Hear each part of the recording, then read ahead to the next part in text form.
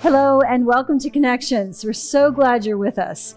When I first started getting to know you, she's like, anger is my favorite emotion. I'm like, I don't know what I'm dealing with here. Former YouTube influencer Ruby Franke and her business partner Jodi Hildebrandt, who are both in prison right now for abusing Ruby's children. A disturbing new lawsuit lays out allegations of abuse, coercion, and control against Jodi company Connexions Classroom, which one ex-client says is a massive scam disguised as life coaching. Welcome to Sidebar, presented by Law&Crime. I'm Jesse Weber. Now, it shouldn't be surprising that Jodi Hildebrandt and Ruby Franke, her partner in business and her partner in crime, and the abusive control of her children, are facing a lawsuit connected back to Connexions. So there were already concerns about Connexions before Ruby and Jodi were arrested in Utah in 2023, but the horrific abuse that officers uncovered at Jodi's home, that is what really thrusts Connexions about Connexions before Ruby and Jodi were arrested in Utah in 2023. But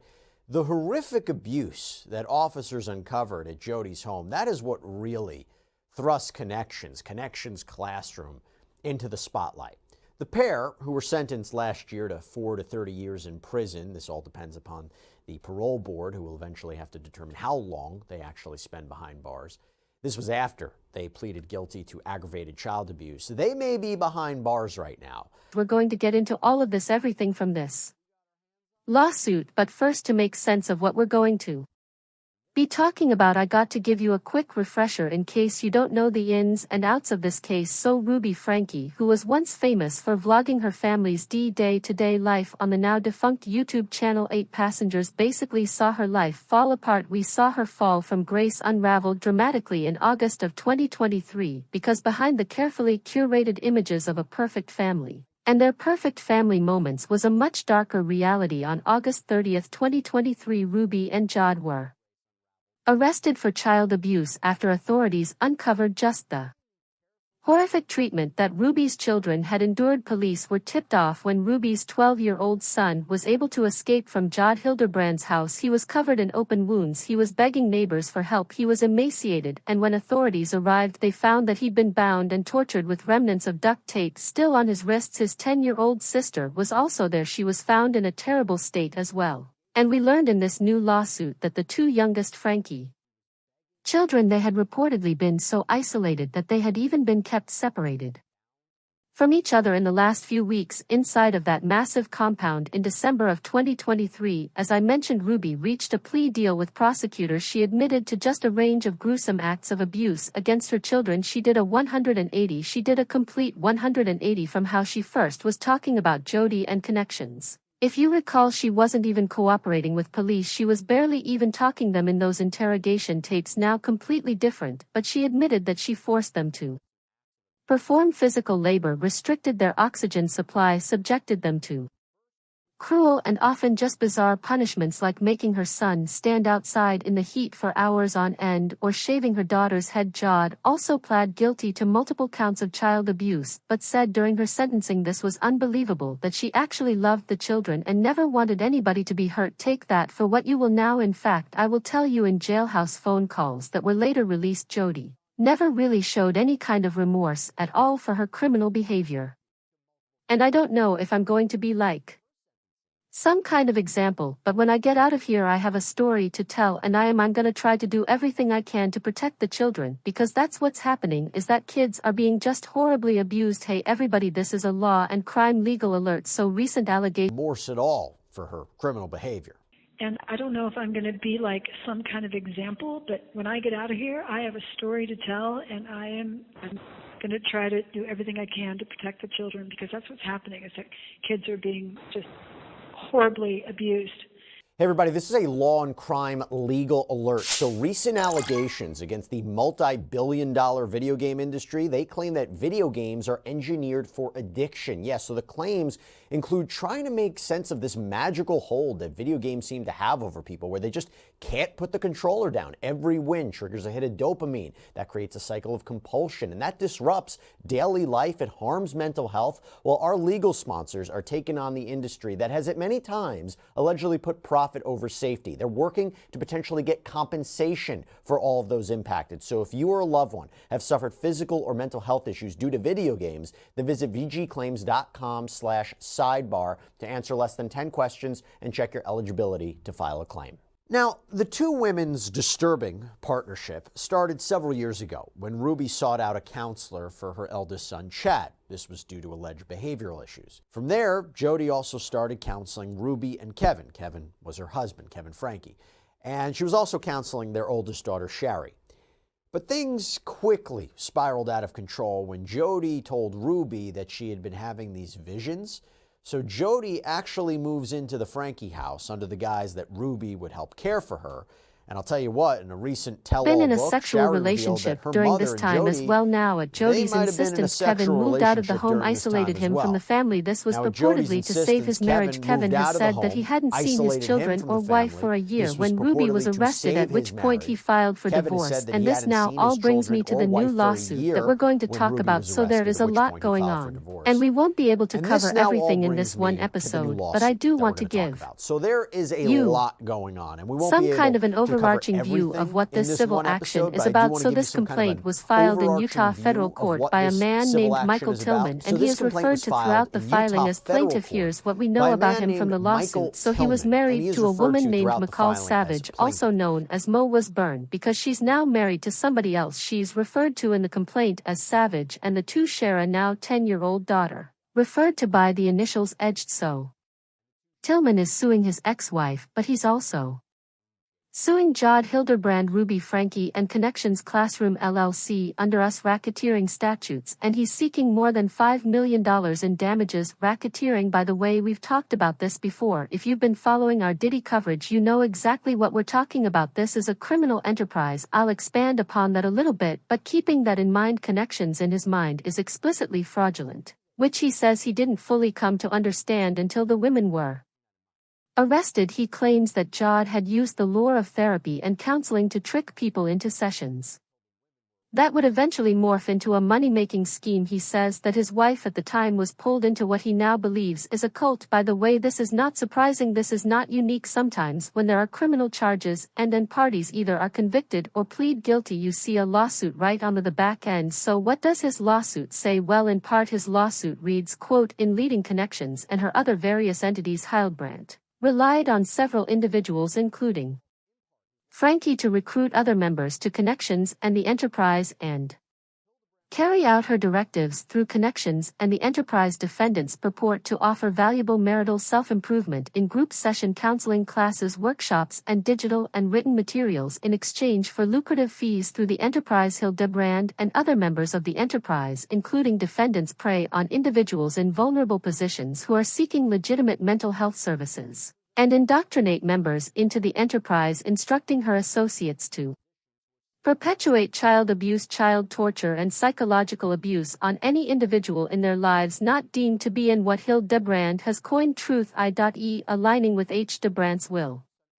Under the guise of providing help to those in need, Connexions' fraudulent services are intended to bring individuals under the enterprise's financial and psychological control, entice victims to spend money on fraudulently advertised services which perpetuate and promote child abuse and other illegal acts, encourage psychological abuse, and ultimately break families, all while financially enriching the defendants and further perpetuating the enterprise. Now we have talked about racketeering. We've talked about the RICO statute before, especially in connection tie-in with the Young Thug trial out in Atlanta, and the ongoing case against Sean Diddy comes in New York.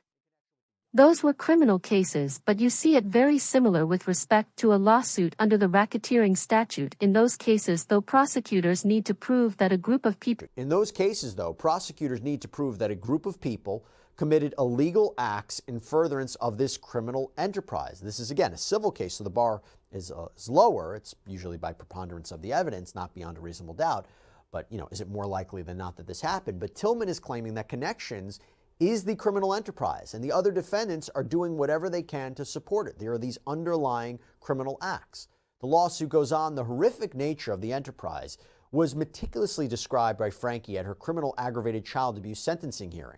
And that's when Ruby talked about how since she'd been separated from Jodi, she was starting to see the light. She was starting to see clear and realized that what she had been doing was wrong. For the past 4 years, I've chosen to follow counsel and guidance that has led me into a dark delusion. My distorted version of reality went largely unchecked as I would isolate from anyone who challenged me. I was led to believe that this world was an evil place, filled with cops who control, hospitals that injure, government agencies that brainwash, church leaders who lie and lust, husbands who refuse to protect, and children who need abused. My choice to believe and behave this paranoia culminated into criminal activity for which I stand before you today ready to take accountability. Okay, so how was Tillman himself impacted, right? What's the harm that he suffered? Why is he suing? Well, he is the one who filed this lawsuit, which means the actions of Connexions has to have had some direct and severe impact upon him. And the further we get into this suit, really the worse it gets, because Tillman's complaint says, during their marriage, Savage sought Hildebrandt for routine counseling. Shortly thereafter, Savage eagerly accepted Hildebrandt as her guide and joined the enterprise. Savage and Hildebrandt immediately identified plaintiff as an individual in distortion, upon whom they needed to inflict severe psychological abuse to be brought into truth. Savage masterfully implemented the enterprise's dark teachings to physically abuse and endanger the minor child of Savage and plaintiff and destroy plaintiff's life. So according to Tillman, to this day, his ex-wife is still a devoted follower of Connexions and refuses to acknowledge that Ruby and Jodi's arrests and subsequent guilty pleas are signs of any wrongdoing. And that is really unsettling. That's a really unsettling allegation because you heard, particularly from Ruby, denounce Jodi and her teachings in open court. According to him, that didn't change Savage's views on anything. And by the way, he's alleging criminal conduct here. We do not know if he is cooperating with police in any fashion, whether anyone is under criminal investigation. This is a civil suit. Sometimes you see criminal allegations levied in a civil suit, but remember, statute of limitations issues, different burdens of proof, got to keep it separate. Okay, going back to the filing. Plaintiff pleaded multiple times with Savage to discontinue Savage's implementation of Hildebrandt's methodology with Savage and plaintiff's minor child. Savage refused. Savage continues to engage in criminal and tortious behavior against her minor daughter and plaintiff. And Tillman claims that once his then-wife started having sessions with Jodi, she wanted to pull him into the mix too. So this again is very reminiscent of Kevin Franke and Ruby Franke. Quote, upon information and belief, again that means at this stage of the litigation, once it progresses, I'll have more evidence to prove this. But Hildebrandt and Savage conspired to create the appearance of marital problems with plaintiff that did not exist to recruit plaintiff to the enterprise and induce him to spend money on Connexions, services, and products. During the course of their marriage, Savage spent approximately $5,000 of marital funds on services through Connexions. And within a year of meeting Jodi, again, very eerily reminiscent of Kevin Franke, Tillman says his ex-wife kicked him out. In May of 2016, at the direction of Hildebrandt, Savage demanded that the couple separate. At this time, Savage also unilaterally and unlawfully dictated plaintiff's visitation with EJT, who at the time was around 18 months old.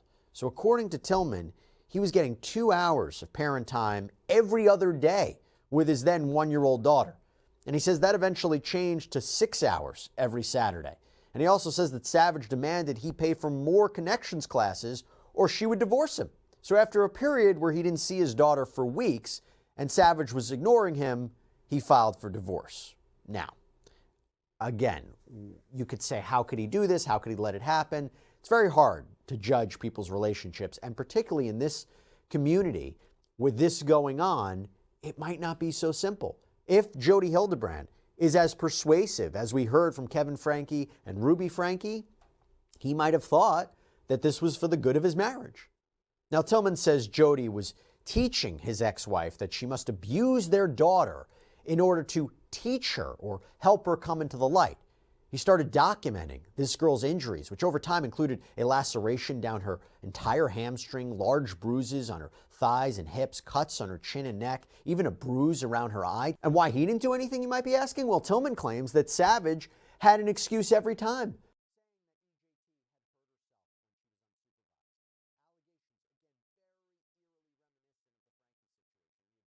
kids kind of thing now. There were also times that Edged would video call her father with evidence of an injury, but Savage would allegedly refuse to take her to the hospital. He also said that he learned later from his daughter that Savage would threaten her or tell her to lie about what happened. Now the complaint reads Savage remains a devoted protege of Hildebrandt and staunchly refuses to reject the Hildebrandt methodology of abuse, torture, and pain. Even after Hildebrandt and Franke's arrest brought the barbaric nature of the enterprise's fraudulent services to light. According to Tman, each defendant has engaged in a pattern of wire fraud and therefore a pattern of racketeering activity. Collectively, defendants have engaged in thousands of instances of federal wire fraud. And by the way, when attorneys refer to wire fraud, they're talking about not only money that moves across state lines as part of a fraud, but also the perpetuation of that fraud using things like social media pages, podcasts, mail, DVD sets, and more. The complaint even says from May 22,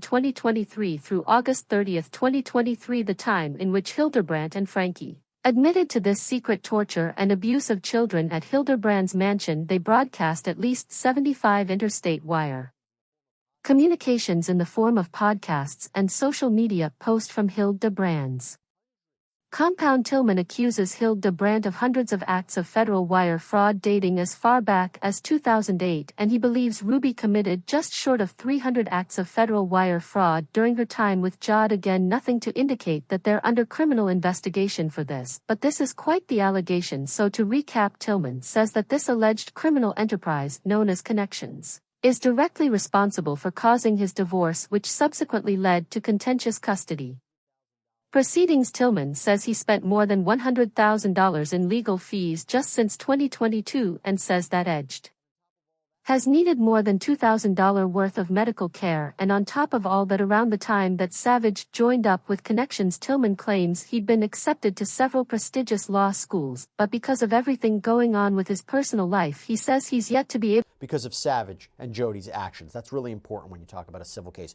What did you lose? What were your lost opportunities, lost wages? So Tillman is asking for at least $5 million in what's known as exemplary or punitive damages, at least. This could go well beyond.